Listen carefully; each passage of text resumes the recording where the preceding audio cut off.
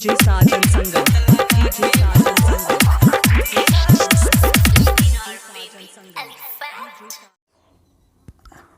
तो कैसे हैं आप लोग। उम्मीद करते हैं कि आप सब बहुत ही अच्छे होंगे। आप सबके कृपा से मैं भी ठीक हूँ।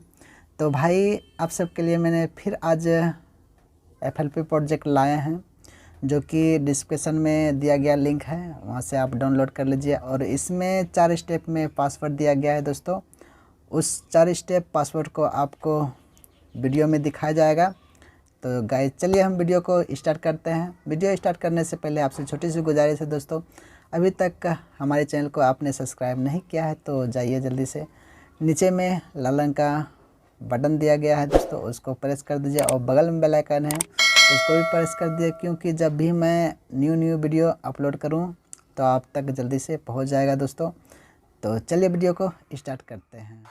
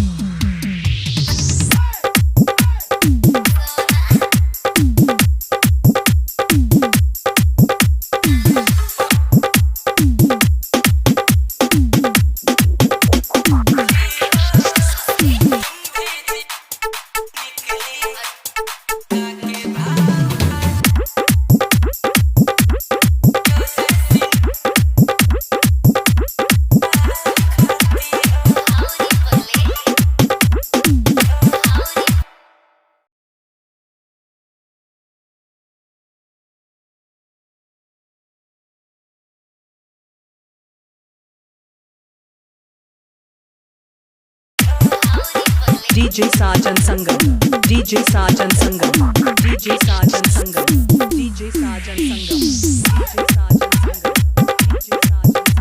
DJ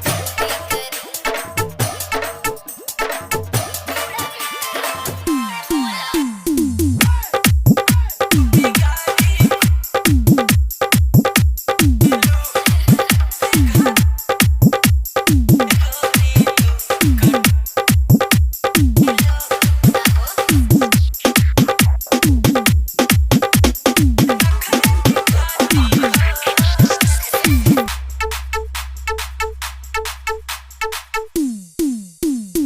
DJ Sajan Sangam, DJ Sajan Sangam, DJ Sajan Sangam, DJ Sajan Sangam, DJ Sajan Sangam, DJ Sajan Sangam, DJ Sajan